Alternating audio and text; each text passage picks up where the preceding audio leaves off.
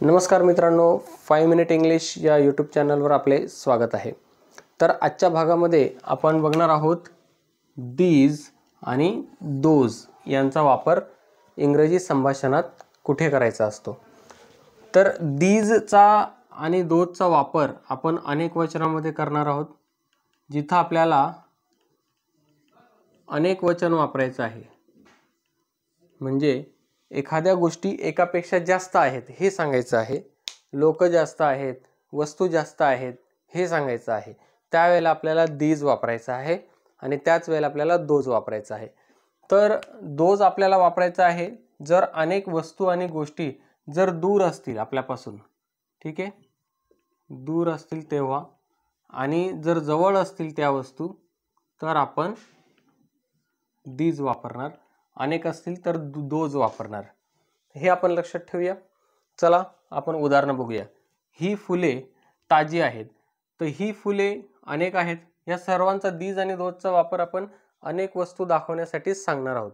जिथे आपल्याला सांगायचे की अनेक काहीतरी आहे, जास्त आहे, एकापेक्षा जास्त आहेत, ठीक आहे। जर दोन असेल तरी आपल्याला दीज आणि दोजचा वापर होतो। तर ही फुले ताजी आहेत, तर ही साठी आपण घेणार आहेत दीज। जवळ आहेत, आपल्या जवळ आहेत। जर लांब असती तर आपण ती फुले असं म्हटलं असतो, ही फुले म्हणतोय आपण, म्हणून ही फुले, these flowers,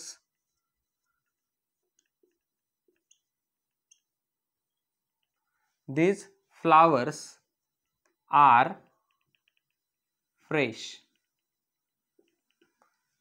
बघा, ही साठी आपण these घेतलाय, फुलेसाठी घेतलाय फ्लावर्स, ताजीसाठी घेतलाय आपण फ्रेश, आणि आहेत साठी आर घेतलेला आहे। तर याच्यामध्ये मित्रांनो वाक्याची जी सुरुवात आहे ती दीजने आणि दोजने होणार आहे, एवढं लक्षात ठेवायचं आहे आपल्याला। पुढचं, ते आंबे चांगले आहेत, तर ते साठी आपण घेणार ते आंबे चांगले आहेत, म्हणजे आपल्या जवळ नाही, आपण जर जवळ असतो तर हे म्हटलं असतो।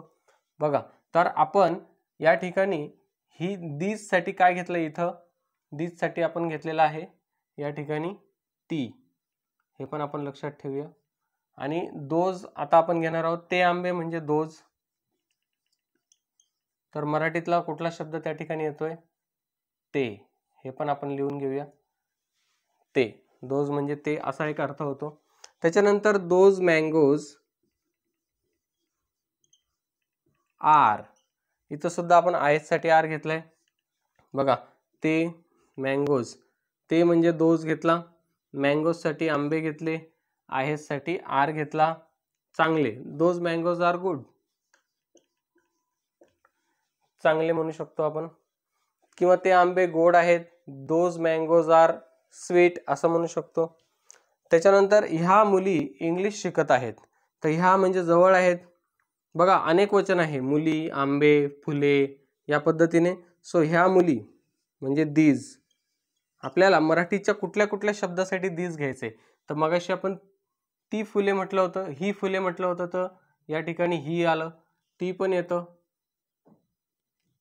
इथं आपण ती चुकून लिहिलं, आपल्याला ही लिहायचंय, ही। त्याच्यानंतर आपण घेतलं ह्या, हिला आपण पहिली विलंटी देऊ, ही। सो ह्या मुली, these girls are learning, शिकत आहेत, शिकत साठी आपण लर्निंग घ्यायचंय, दीज साठी ह्या गर्ल्स मुली, आर म्हणजे आहेत या ठिकाणी, आणि लर्निंग साठी इंग्लिश, लर्निंग साठी शिकत, आणि काय शिकत आहेत त्याच्यासाठी English. These girls are learning English। पुढचं, त्या मुली गणित शिकत आहेत, आता त्या, सो त्यासाठी आपण घेणार those girls are learning mathematics किंवा maths, those girls are learning maths. तर तुम्ही शिकण्यासाठी स्टडिंग पण म्हणू शकतात, those girls are studying maths, किंवा those girls are studying English. आपण स्टडिंग म्हणजे अभ्यास करणे, लर्न म्हणजे शिकणे, काहीतरी शिकणे. ठीक आहे.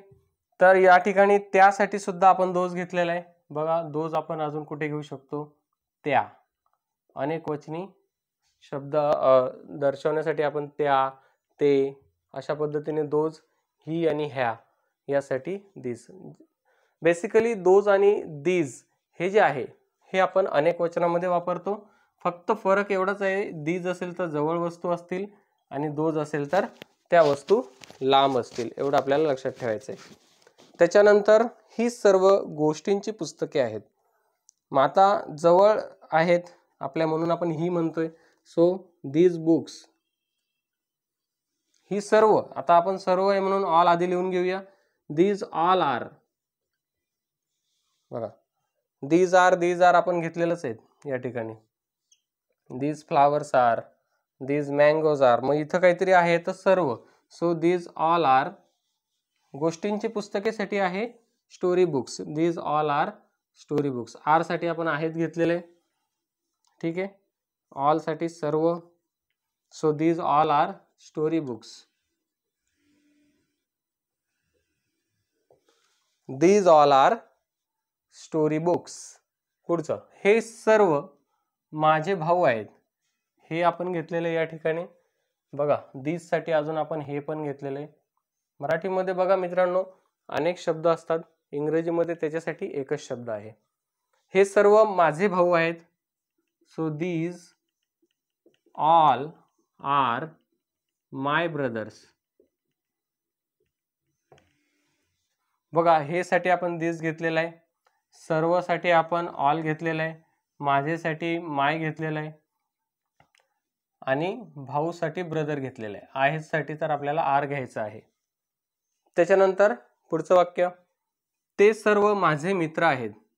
आता ते म्हणजे दोज, बघा आपण दोज साठी ते लिहिलेलंच आहे. So those all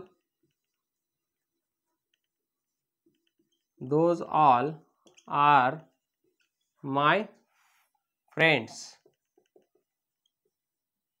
those all are my friends. Those all are my friends. ह्या सर्व वस्तू नवीन आहेत. ह्या सर्व वस्तू नवीन आहेत तर तुम्हाला बोध होतोय की मी जवळ आहेत त्या वस्तूंबद्दल बोलतोय. सो दीज ऑल वस्तूसाठी थिंग्स, अनेक वचने आहे, प्रत्येकाला आपण एस लावलेला आहे. These all things are new.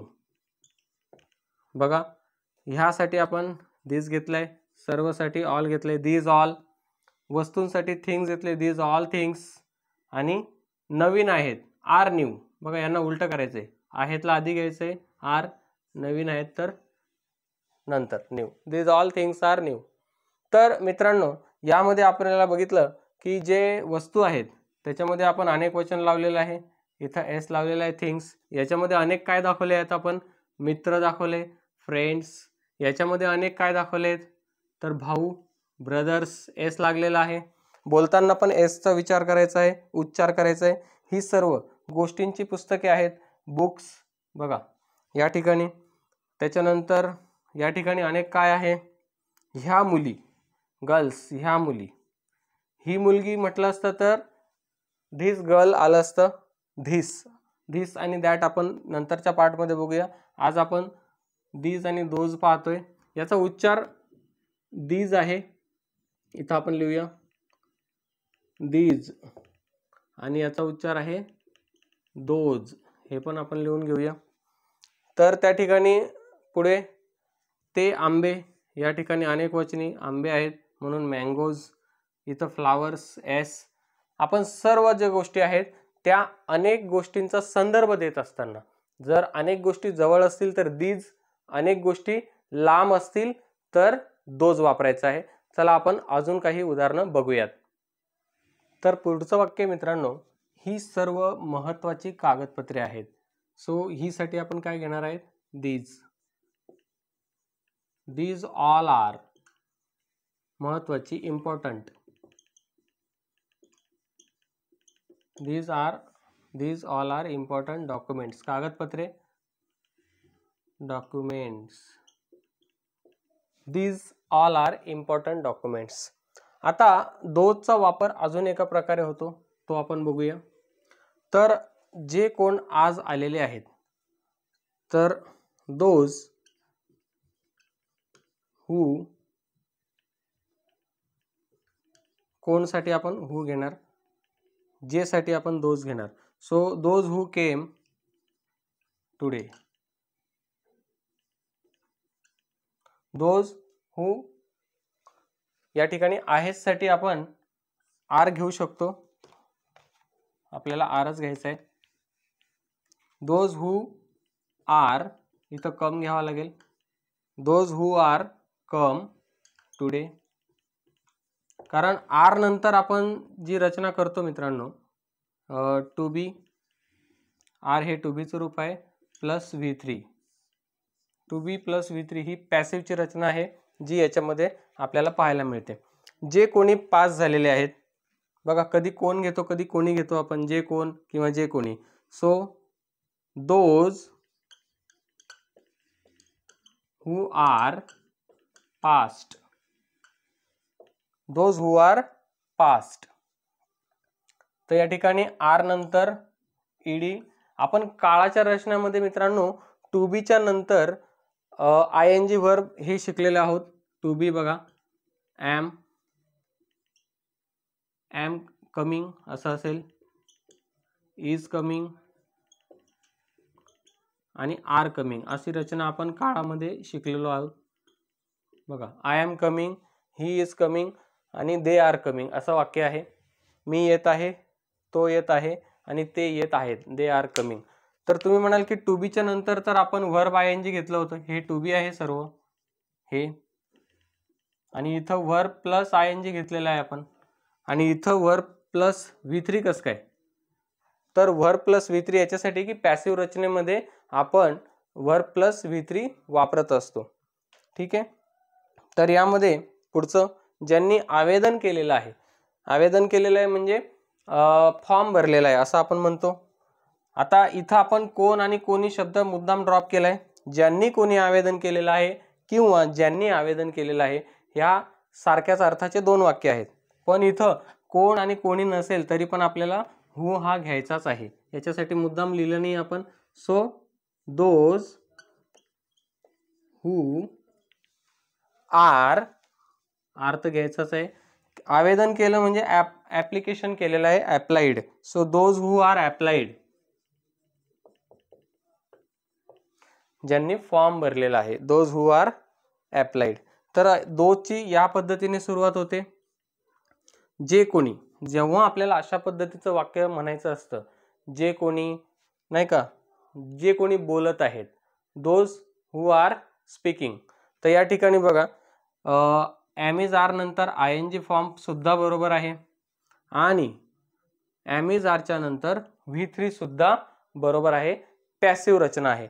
तर पॅसिव्ह रचना आणि हा कंटिन्युअस टेन्स, कंटिन्युअस टेन्स हा काळाचा भाग आहे आणि पॅसिव्ह रचनेमध्ये सुद्धा आपण जे काही प्रयोग आहेत, ॲक्टिव्ह व्हॉइस आणि पॅसिव्ह व्हॉइस वाक्यामध्ये आपण या ठिकाणी जर समजा राम किल्ड रावण असं एक वाक्य आहे की रामाने रावणाला मारले. ठीक आहे. आणि हेच वाक्य आपण Ravan was killed by Ram हे असं पण म्हणू शकतो.